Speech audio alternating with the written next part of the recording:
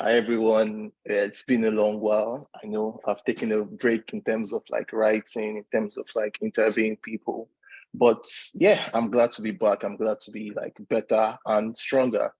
Today, we're going to be talking about, I don't want to use the word controversial, but a quite sensitive topic, especially in terms of like the way we are now as community managers and in the world. So we're going to be talking about Web3. I know a lot of people have heard about it, like Web3, like in terms of crypto, in terms of NFTs, but I feel like as a community manager in this space, there are a lot of things we don't talk about. And in terms of like the pros, the cons, like what makes up a Web3 community manager? What's a DAO? What is a smart contract? And I'm here, like, I'm so grateful to be joined by Todd Nilson. He's someone that he has spoken about like Web3. He has broken it down. I think that's the issue like we have. A lot of people don't break it down, like explain it from like the ancient value it is and like what people aim to achieve from it. So yeah, it's awesome. I'm going to let you introduce yourself, Todd, because I feel like you're the best person to do that. Thanks, Jephtah. It's so good to be a guest and get a chance to talk to you and get to know you a little bit better through this.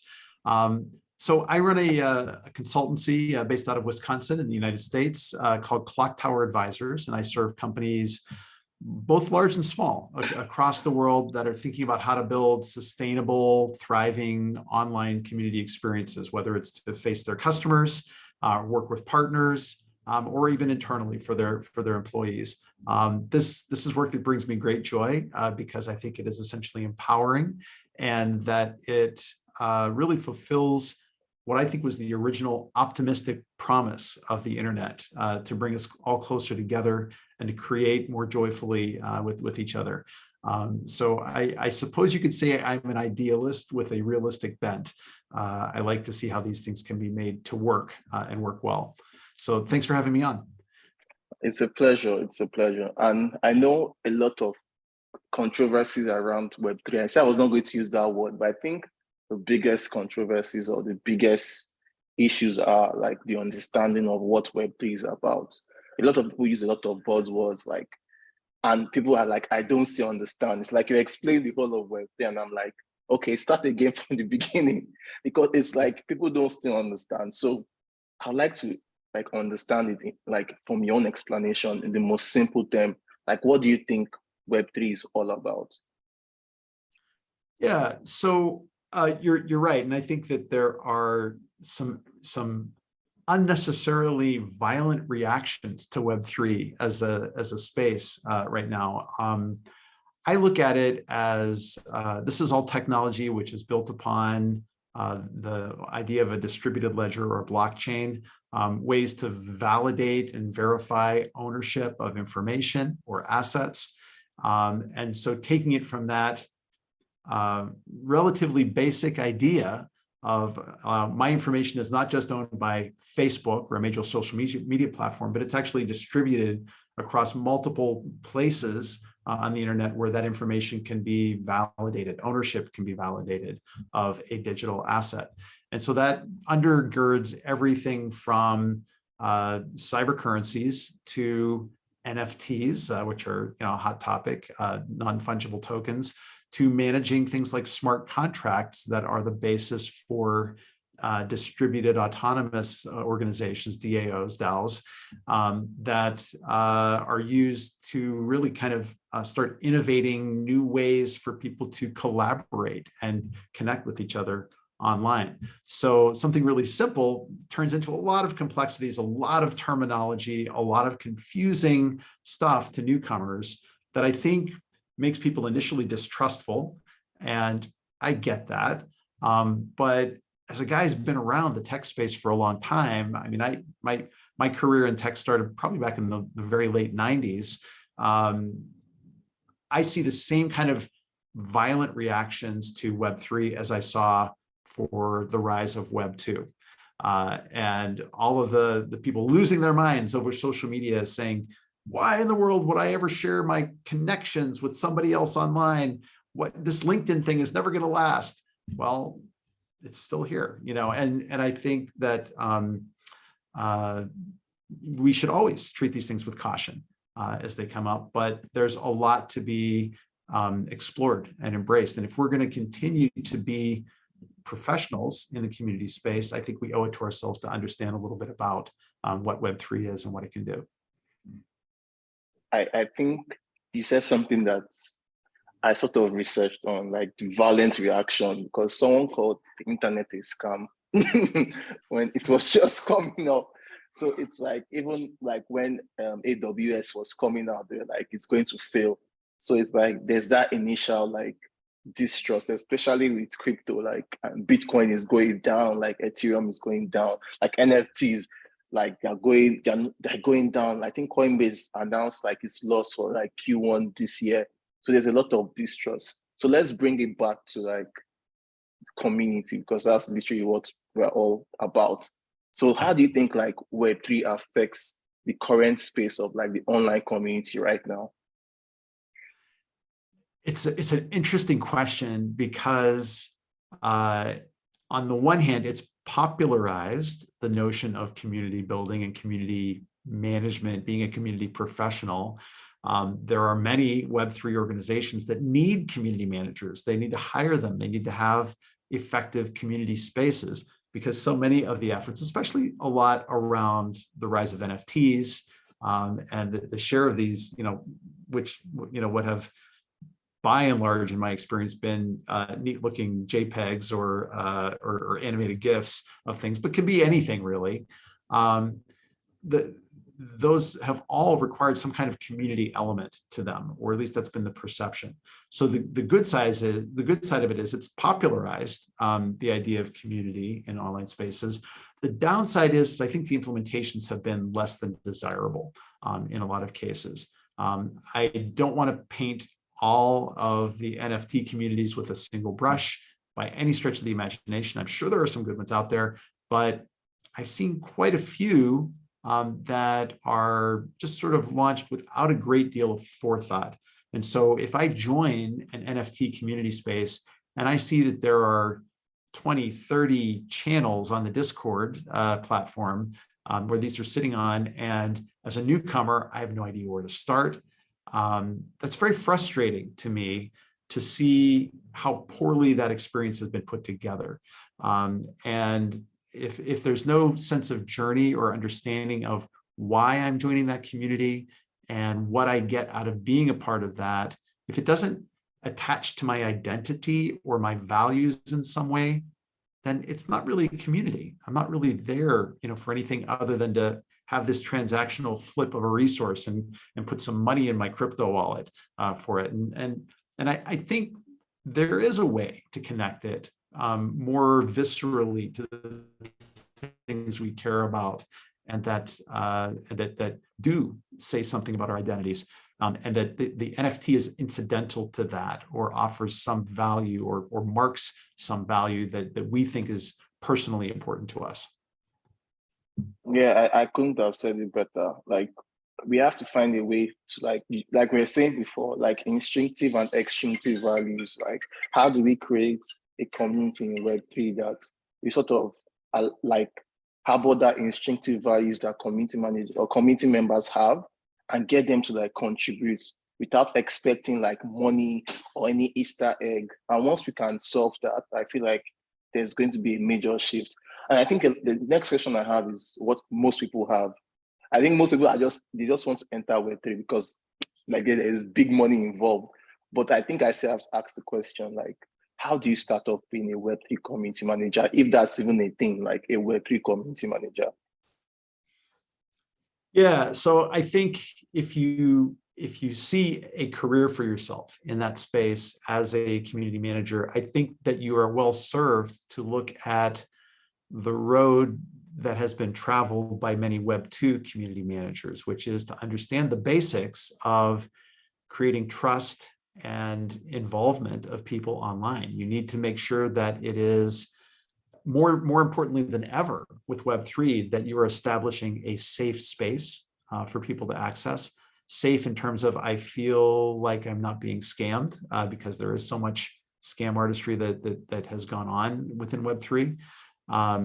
They need to feel like you need to understand as a community manager in Web3 how to establish trust, how to establish rapport with the people that are joining your space, how to scale that over time by establishing good superfan programs, or people that will help you to make sure that the culture that you're trying to create within that online space actually works. And so much of this stuff has been done in Web 2, not specific to Web 2 as a technology stack, but to just human interaction and human psychology and the sociology of just being a good neighbor online. I think that's that's your starting point. There are a lot of great resources out there. Anyone from Carrie Melissa Jones to Richard Millington, David Spanks. There's a lot of good thought leaders who are out in the space. Smarter people than I am, who are they're thinking about, and they've done the research, and they're producing great advice in books and in blogs and in video content, where you can get that master's education in how to be a good community manager. Yeah, I think you just gave a free plug. Like, if you are looking for more resources towards like getting started in a career in community management, like David Spinks is someone I've interacted with, I've spoken with. I know he releases so much content in not just Web3, but like generalized, like being a community manager, like Richard Milton, Jenny Consulting, like Jenny so Weagle's many. amazing. Yep. Jenny Weagle is amazing. Like so many people in the community space. But I think we're starting to see more like people take a stance on like, this is what we see for Web3. Like, we're not trying to make it transactional. We're trying to make it like that instinctive value. We're trying to get people to enter the community, not because of a free airdrop or a free like prize, but because they actually are interested in Web3. So I think my follow-up question is, in terms of like, where do you see community and Web3 going to in terms of like the next 5 years? Do you think, I think a lot of people use this word community-led. Do you think like most Web3 companies are going to be community-led? Do you think like there's going to be like a shift, like we're going to see more roles in terms of like chief community officers, in terms of like community moderators, or we're just going to see a merger of Web2 and Web3, and it's still going to be the same like community manager, community leader, or community like operations like personnel? Wow, such a great question. And I always enter next 5-year kinds of questions with a healthy amount of self-deprecation. I can't look into a crystal ball and know where the world is going to go, but I am very excited about the evolution of the space. I think over maybe not the next 5 years, but in the next year or two, we're going to continue to see more experiments of Web 2 communities trying to move towards Web 3, Web 2.5, maybe what we want to call it. And I have some personal experiences with that, working with 2 different communities right now that are sort of making that transition to decentralized identity management, where you can log in with your wallet credentials instead of having a regular central server login to a space. And so you can kind of bring your profile with you from one community to the next, because it's all in your wallet, in NFTs and in your preferences.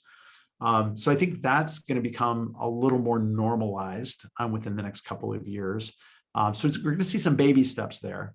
I think right now we're seeing sort of this great disillusionment. If you are familiar with the Gartner S-curve, where for technology, where you see sort of like the hype cycle, you get to the top of the hype, and then people start to get a little depressed about like, oh, I don't think this is ever going to work. This is a scam. It's not really real. We're kind of falling into that trough of disillusionment right now with the world of crypto in general, and particularly with NFT communities and some of that space in DAOs. But the core technology, the blockchain that underlies it, the idea of DAOs, the idea of NFTs, I think that's solid, and I don't think that's going anywhere. So what I would expect to see over the next 5 years is a gradual leveling out of those expectations about what those things can bring And we'll start to see some examples of valuable community implementations that live in the Web3 world. That's my hope for it. I think, unless there's some very extreme changes in the crypto world, or somehow that the technology gets disproven, I don't see that happening. But I am cautiously optimistic we're going to get to a point of productivity and engagement with these kinds of platforms. Yeah, I couldn't have agreed more. I think like my final question before the last question is, are there any, I know there are a lot of communities for community managers like CMX, Uncommon, Community Club, but are there any Web3 communities for community managers, like people that are interested in Web3s are community managers, and they can come on board and just talk about it and like share resources? Like I've not found any. That's why I'm like asking, like, are there really anyone available right now? It's interesting. I think there are some, because I think Habitate.io is they're kind of based on their platform, but they're interested in Web3 community building. I think there are definitely some platform providers that are coming online that are trying to provide some kind of community for that. I would say, so the CMX Slack has a dedicated channel around Web3. As does the community club, which also has a Slack. It's almost like it has a place to chat about those things. I don't know that there's any that are dedicated just to Web3 conversations, but I don't pretend to know everything about who's out there and who's in the space. That would be an awesome initiative though. Like the way we have community for community managers, like we have a Web3, an actual, like, let's say a Discord channel or like a platform for Web3 community managers, because there's a lot of learning. And like you said, not everyone knows everything. So I think my last question before like I let you go is, if you could eat one food for the rest of your life, what would it be? Oh man. Oh, what a question. Oh, well, so I'll go to my old standby. So every year we have a Thanksgiving dinner in November. And one of the things that I consistently look forward to every year that I love, I think I would probably eat it every week, is an apple rum raisin pie. So every year we'll start like weeks ahead. We'll soak raisins in spiced rum for like weeks, and then we'll put that into the pie crust and kind of put like a couple of different varieties of apples in there. And man, that's just that's like heaven. That is the best tasting stuff in the world. It is very alcoholic, I'll tell you, but it's delicious. It's all in one. There's drinks, there's a food, like combined together, and you're good to go. So yeah, it's a party in a pie shell, man. Yeah. It was awesome talking to you. Like I feel like these conversations we need to have more and more, because as someone that is interested in like the future of community management, you can't just like ignore Web3. It's going to be a major like changer in everything, and it's good to like know more, understand it from like a baby perspective. So thank you so much for doing this, Todd. It was really awesome talking to you. Thank you so much, Jephtah. It's so nice to see you. Peace. We'll see you. Peace.